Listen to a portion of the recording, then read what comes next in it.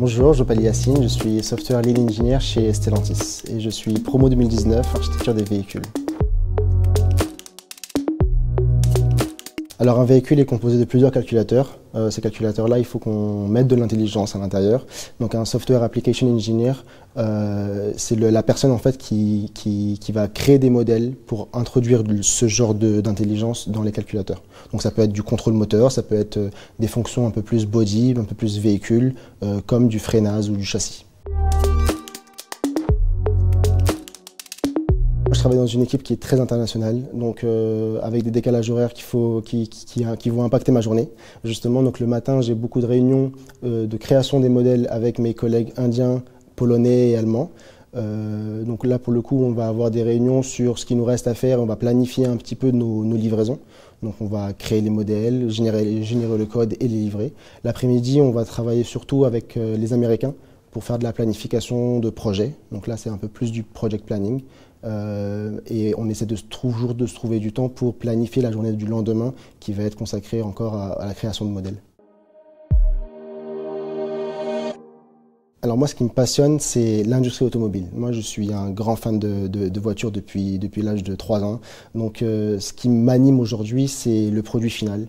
Je sais pourquoi je travaille, je sais à quoi va ressembler la fonction que je suis en train de développer. Ça peut être une petite fonction que le client ne va pas voir, mais moi je le sais, je suis au courant. Et voir le résultat final, c'est ça qui m'anime aujourd'hui. Alors il n'y a pas réellement de compétences clés.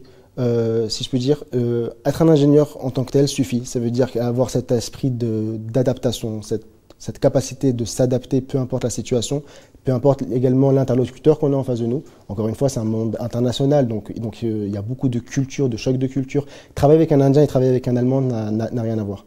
Donc, ce soft skill en fait qui est nécessaire va permettre de résoudre pas mal de soucis.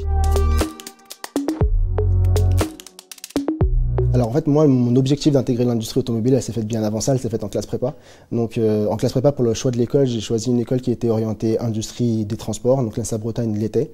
Et une fois arrivé à l'ENSA Bretagne, j'ai tout de suite cherché comment faire pour intégrer l'industrie automobile. Et donc là, ça se déroulait en fait. Donc c'était mon cursus à Prague, puis après mon stage de fin d'études chez Renault.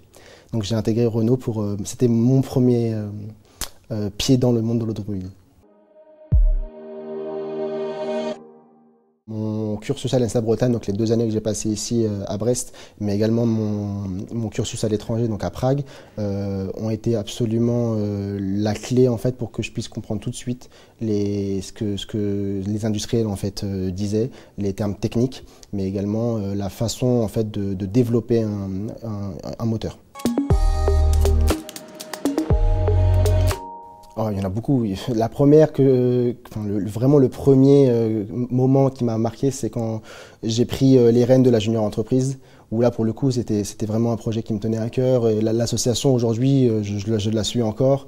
J'ai été recontacté par les étudiants actuels, donc ça m'a fait vraiment plaisir. Donc c'était quelque chose qui n'était pas très facile à faire parce que ça demandait beaucoup de travail, mais voir à quel point ça a fonctionné aujourd'hui, que ça tient toujours la route, c'est ma plus grande réussite aujourd'hui.